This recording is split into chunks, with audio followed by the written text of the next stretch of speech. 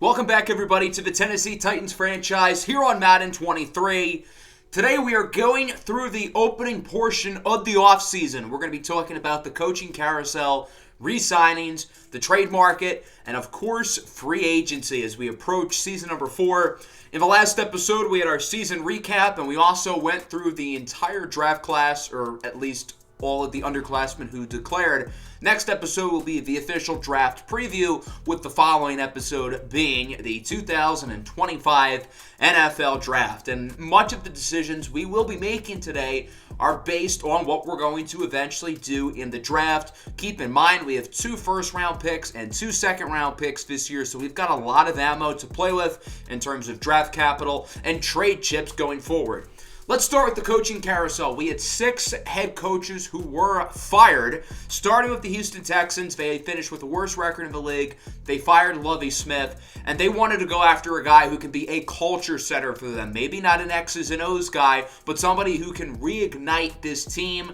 And the perfect candidate for them was Mike Vrabel. After 3 years off from coaching, he is back in the NFL, returning to the AFC South as the new head coach of the Houston Texans. So that's certainly an interesting one, as he is back in our division. The Atlanta Falcons fired Wink Martindale after just 2 seasons, and they'll be looking for their 4th head coach of the last 6 years. Yikes. The man that they'll be going with is going to be none other than Eric Bieniemy, the longtime offensive coordinator of the Kansas City Chiefs. The Falcons are really excited about Sidney McDonald, the quarterback who they drafted in the first round last year out of Auburn, and they want a coach who can help develop him. The Las Vegas Raiders fired Josh McDaniels after 3 seasons. The McDaniels thing never really worked out. It was a bad hire to begin with, and they ended up getting the splash of this offseason's coaching cycle with Brian Callahan, the offensive coordinator of the Bengals, the catalyst of Cincinnati's Super Bowl winning offense. The Chicago Bears fired Matt Eberflus after just 3 seasons. They've got some tough decisions to make. It's unclear if Justin Fields can be the franchise quarterback. They have him for 1 more year on the 5th-year option. And they're going to go back to the defensive side of the ball with Jack Del Rio. He led Washington's defense last year. The Commanders had one of the better defenses in the league. They obviously made it to the Super Bowl, and Del Rio has experience with other teams in the league. The Eagles fired Nick Sirianni after 4 seasons with the team. Their new head coach is Ejiro Evero, the defensive coordinator of the Denver Broncos. So they are going back on the defensive side of the ball. None of these first 5 firings were surprising. However, Minnesota firing Byron Leftwich was very surprising. Last year, the Vikings only won 2 games. They fired Kevin O'Connell, they hired Byron Leftwich, and the team was a lot better this year. Yes, they collapsed down the stretch, but this one is a perplexing one. Apparently, Leftwich and quarterback Cade Hutchinson didn't really form a great relationship, and the Vikings wanted to get somebody who Cade Hutchinson approved of. Well, I think Cade should certainly be approving of his father, Mac Hutchinson. The father of Cade is the newest head coach of the Vikings. Mac Hutchinson is a legendary high school football coach. He coached Cade Hutchinson during high school. So this hiring could end up being really good for Cade Hutchinson's development, or it could be really bad for the Vikings, as it seems like they made their decision really catered around one player. Let's take a look at the retirements now. There are some notable names, including Justin Houston with the Tennessee Titans. I'll be honest, when I saw Houston on the list, I completely forgot he was on our team. But we did sign him to be a veteran mentor. Some other notable names in here include Adam Thielen, Bobby Wagner, Cameron Jordan, Cameron Hayward, Marvin Jones, Lane Johnson, Zach Martin, and Tyron Smith, 2 guys who should be Hall of Famers, Khalil Mack, former Titan Taylor Lewan, Von Miller, and then a number of notable free agents such as Andy Dalton, Super Bowl MVP Nick Foles, and others. So let's now look at the re-signings phase. Our Tennessee Titans have a lot of money, $160 million in cap space, but we've got a lot of important players here who are eligible to be re-signed or hit the open market. This is a large chunk of this team, and we've got to make some tough decisions here, and that starts with Derrick Henry, of course. While we have plenty of cap flexibility with $160 million to spend, we still have to be smart with how we spend our money. Other than Harold Landry and Azeez Ojulari, nobody is locked up on big contracts right now, so we can afford to splurge, not just during the re-signs phase, but during free agency as well. Despite being 31 years old, Derrick Henry has not lost a step. Literally, he did not regress in the regression phase for whatever reason. He has been phenomenal these past 3 seasons and really has not gotten a whole lot worse.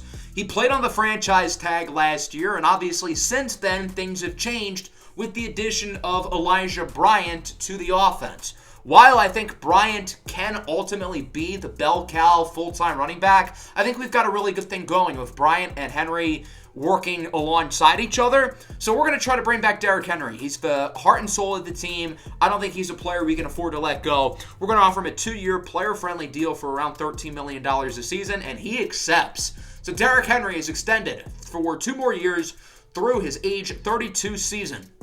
Next up on the list, we have Kevin Byard, the 32-year-old All-Pro safety. And again, despite the fact that he's on the older side, he hasn't really lost much of a step. He regressed a little bit this offseason, but not a whole lot. Through the 3 seasons of this series, his numbers have been very consistent. I think this year he was at his best. He was very solid and reliable in coverage. And while he is a little bit older, again, I think it would be worth it to bring him back. So what we're going to offer him is a player-friendly deal, but only for 1 year. I don't want to give him something super long-term. It's for around $18 million, and he says no. For what it's worth, the franchise tag is for a couple $100,000 more, so he probably should have just taken that deal. But we ultimately may end up franchise tagging him if it comes down to that. Jonnu Smith, we acquired him in a trade with New England. I thought he was fine this year. I think we can also get a long-term upgrade, so we're going to let him go. A player who we cannot afford to let go is Chidobe Awuzie. He was phenomenal this season when healthy. He did miss some games down the stretch, but he was a rock for us in coverage, and I don't think it would make much sense for us to let him go. We are going to give him a 1-year, very player-friendly deal, and he accepts. So Chidobe Awuzie will be back in the secondary next season. Fletcher Cox is up next. We've had him on the defense for 2 seasons. He took a step back compared to last season. He's had a hard time consistently staying on the field, and our run defense was quite soft this year, so I think it would just make sense to move on. Eric McCoy is a good player, but another guy who's had a very hard time staying on the field. This season, he only played 9 games. Last season, he did play all 17, but he faced many nagging injuries, and this year it really caught up to him. We drafted Carlisle Kaplan, a center, in the early 3rd round last year, so I think we can move on. Christian Barmore, we acquired him at the Season 2 trade deadline with New England, and it just never really worked out. He never really developed here. Only 1.5 sacks in 2 seasons here with the Titans, and he played well over 50% of our defensive snaps, but he just never really broke out. Andrew Thomas, on the other hand, is a player who we traded for and was successful. Thomas was a little bit inconsistent down the stretch for this season, but I think he was really, really solid, and ultimately, I do think it would be in our best interest to bring him back if we can. I know the 9 sacks allowed doesn't look great. He played better towards the beginning of the year where he was a total rock star and then kind of fell off a little bit, but even so, I think he was good enough of a left tackle position for us to give him a long-term extension. I don't really want to do 3 years, though. I'm going to give him 1 year, very player-friendly, and he says no, so it looks like he'll be hitting the open market with the franchise tag at $25 million. I don't think I'll be bringing him back. David Long is a good player. I think we're going to let him go because we have a lot of good young linebackers already with Asher Gonzalez, who we drafted in the 1st round last year, R.J. Robinson, who we drafted in the 2nd round. David Long is not asking for a lot of money, less than $3 million per season, which is a bargain. I think he's a $6 to $8 million a year player, but I would rather just develop some of our young guys going forward. Nitane Muti didn't play at all for us. We signed him for 1 year. He was on IR all season. Akeem Davis-Gaither, I do want to bring back as a depth guy, and he will return for 2 years. Malik Harrison, we're going to let walk. Fat Randy Bullock, we cannot let him go anywhere. Our rock star kicker is back for another year. Jeffrey Walker, the undrafted rookie punter, I thought he was pretty good. We're going to give him a player-friendly deal for 3 years, and he is back, so the special teams will be intact. And then we've got some young guys, a lot of undrafted free agents from last year, some solid young depth pieces who I would like to bring back. We're going to give Baye Diarra a 1-year deal. He says no. Marquette Collins, the running back, is going to get 1 year. He also says no. Kareem Bouare, good special teamer, 1 year for the young corner. He says yes. And then tight end Ezekiel Ayutondo, 1 year. He says no. Abu, the left tackle, we're going to give him 2 years. He says yes. So we have $119 million now. We've spent around $40 so far. And we do have a couple players who we could franchise tag. I'm going to give it to Kevin Byard. I don't think it would be worth letting him go. So he's going to get the $18.2 million per season franchise tag, and he will return. So with that, we now have around $100 million to spend, which is still a lot. And we're going to add even more money by cutting Bud Dupree.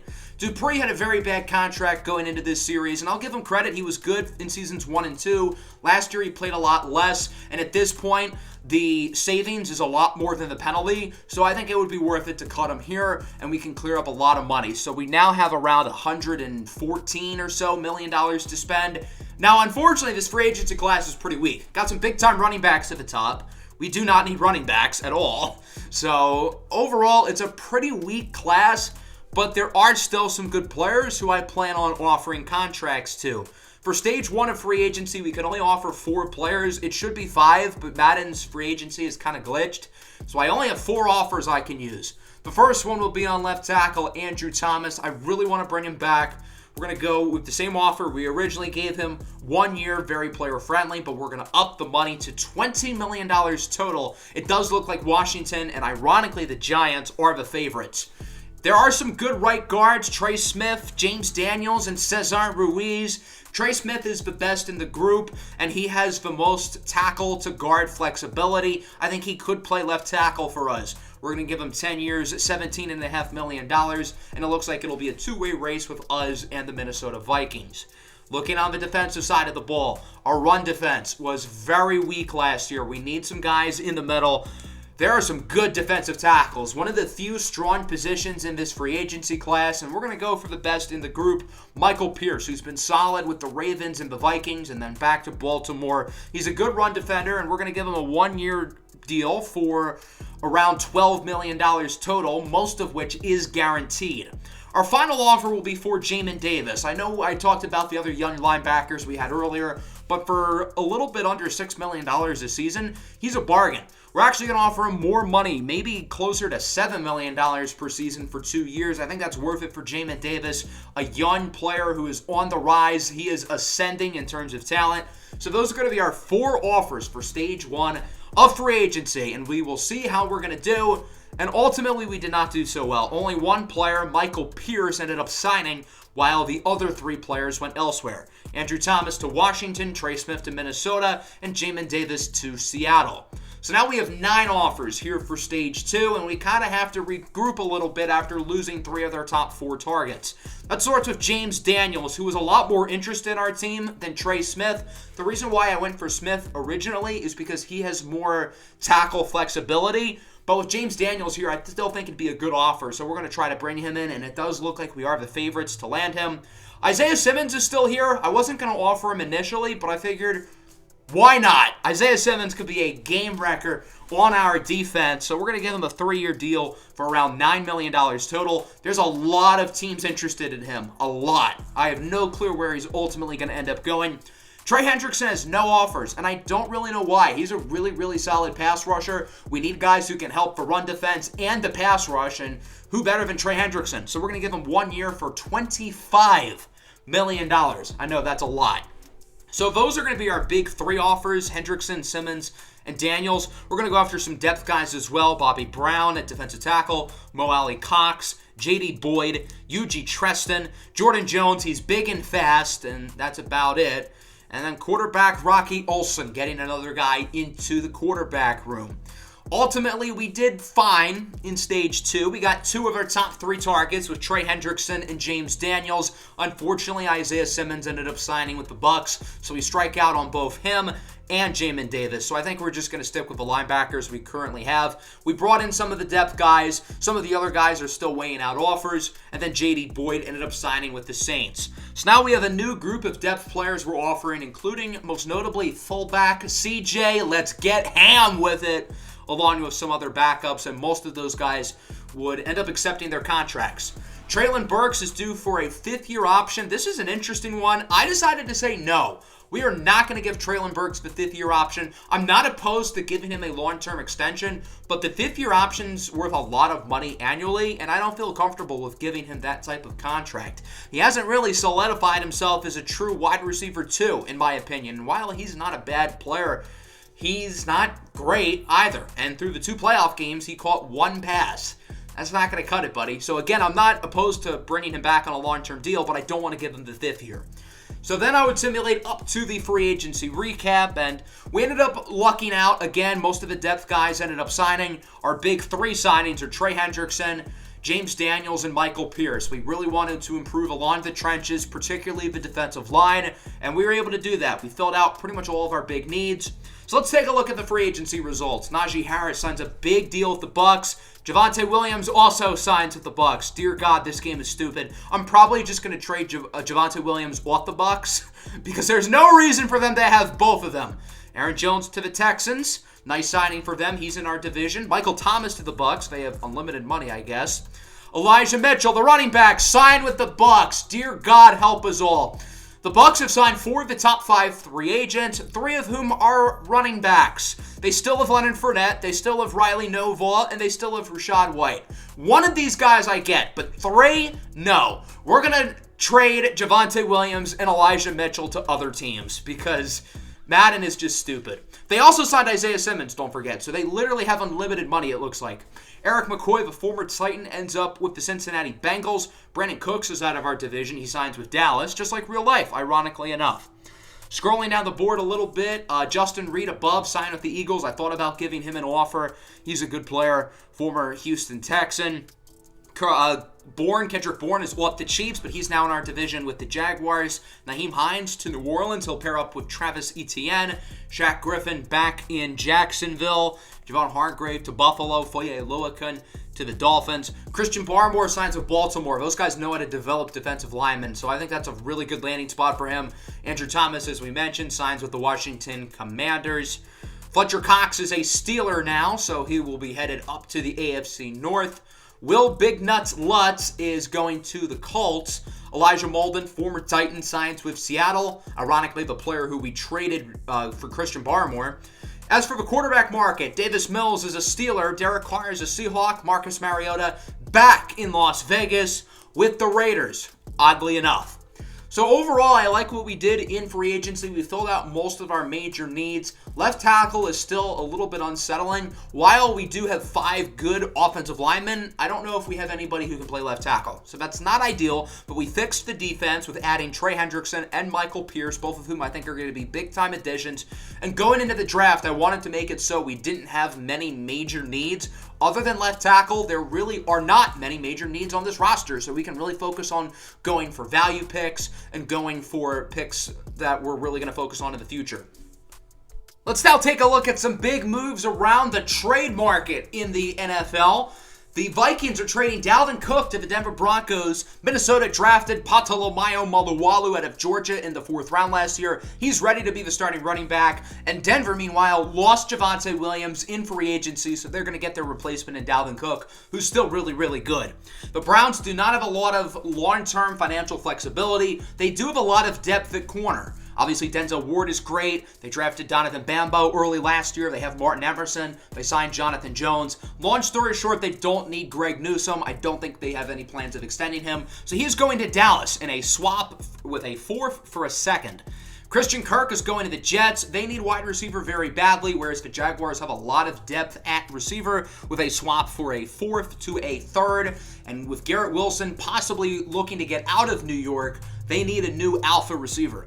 DJ Moore is being traded to the Texans. Houston's really improving their offense for their young quarterback, Kane Sanders. They signed Aaron Jones, and now they trade for DJ Moore from the Chicago Bears. Ultimately, I decided not to make any trades for the Titans right now because, again, we don't have many glaring needs. I looked at the left tackle market. There weren't really any guys available for trade who I was interested in.